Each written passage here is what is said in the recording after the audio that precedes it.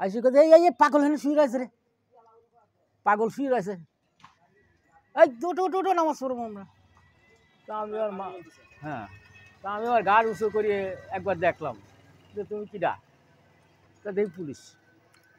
লাশের কি জানবেন আমার কাছ থেকে, অনেকগুলো লাশ আমি টানছি, কিন্তু কাছে কয়েকটা লাশে যাই হোক ভয়ঙ্করই। এখন আমারে পাংশা থানায় ওই 3তলা পুল আছে, পুলের ওই জায়গায় একটা লাশ মাথা কাটিয়ে পড়িয়ে গেছে। এখন আছে বডিটাই উপরে আছে, মাথার আর পাওয়া যায় না, বুঝছেন?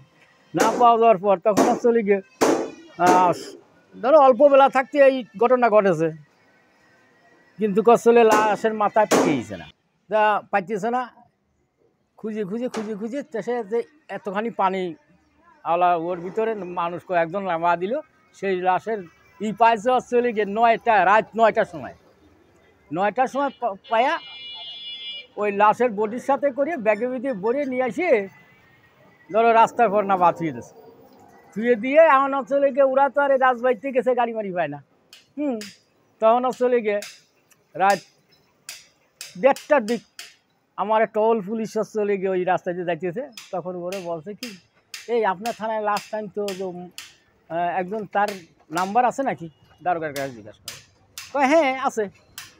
তা আমার নাম্বার দিয়েছে, দিলি পরে ওরা ফোন দেওয়া শুরু করেছে, আমি ফোন সাইলেন্ট করে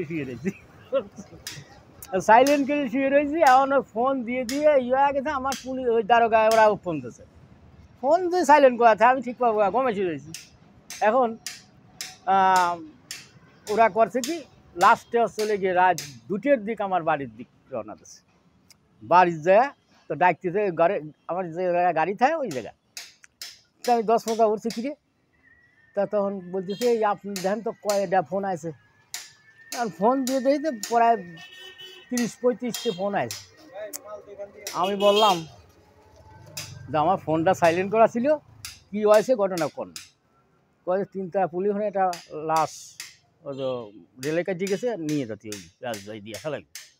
তা তখন আমি আসলে বললাম যে তাহলে আপনারা চলে যান, আমি আসিও সেই লাশ নিয়ে ধরো ওরা চলে আসলে আমি গাড়ি নিয়ে এসে লাশটা তুলে দিলে, আমি টান ধরছি ধরো 2-2:30টার দিক, তখন রোড কীরকম ফাঁকা থাকে, তেমন আমি ওই ফোর্সে টান দিছি, ওরা পুলিশের গাড়ি আমার পিছনে টানতে আসিয়ে এখন এই সোনাপুরের মোড়ে আসিয়ে সেই রাত্রি এই যে উঁচু 4 না 5টা বিট একসাথে করে দিয়ে গেছে, সে এখনই এই রাত্রি দিয়ে গেছে, চুনমুনির দাগ মাগ কিচ্ছু দেয়নি।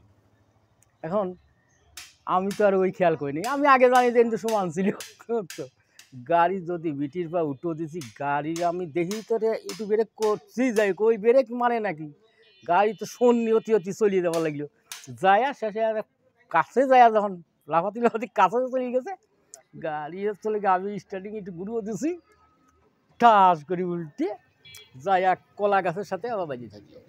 হ্যাঁ, আর আমি আসলে আবার ইঞ্জিনের তলে শুয়ে রয়েছি, আর একটা পুলিশ ছিল আমার ওই কাছে, পুলিশ লাশের উপর দিয়ে লাভ দিয়ে যা মাঠের মাটির ভিতরে পড়েছে, পড়িয়ে তো উপরে চলে গিয়ে এটা আঙুল ভেঙে গেছিলো, এর ভিতর পুলিশের গাড়ি চলে এলি, পুলিশের গাড়ি পাশে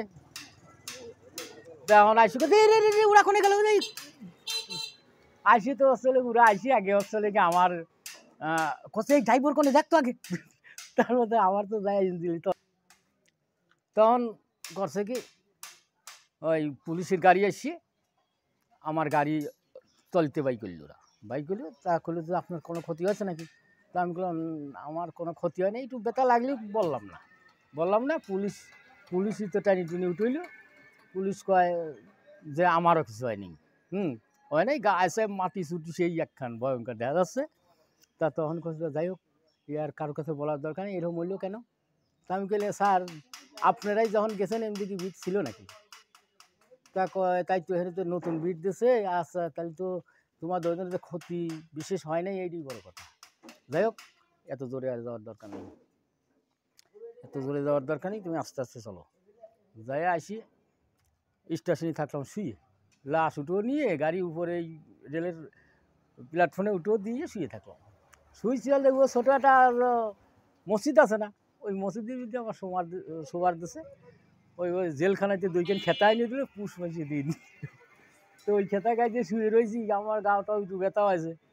আর নামাজ পড়বা আসতে পুলিশরা আইসে কথা, এই পাগল হেন শুয়ে রয়েছে রে, পাগল শুয়ে রয়েছে, এই দুটো নামাজ পড়বো আমরা।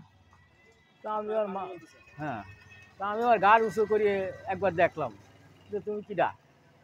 তা দেখি পুলিশ। তা করছে, এই তুমি হেন শুনছো কে? তা শেষ ওই সেন্টি করলে দেয়, ওর দেখো না, ওগুলো গাড়ি লাশের গাড়ি অ্যাক্সিডেন্ট করছে, ওর দেখো না দেন ওর ঘুমাবার দাও। ওরা তো এক কাজটা নামাজ কলম পড়িতে চলে গেল। পরে সেই লাশ আমি চলে গিয়ে রাজবাড়ি থুইয়ে পোস্টমর্টমের ঘরে দিয়ে বাড়ি যাই।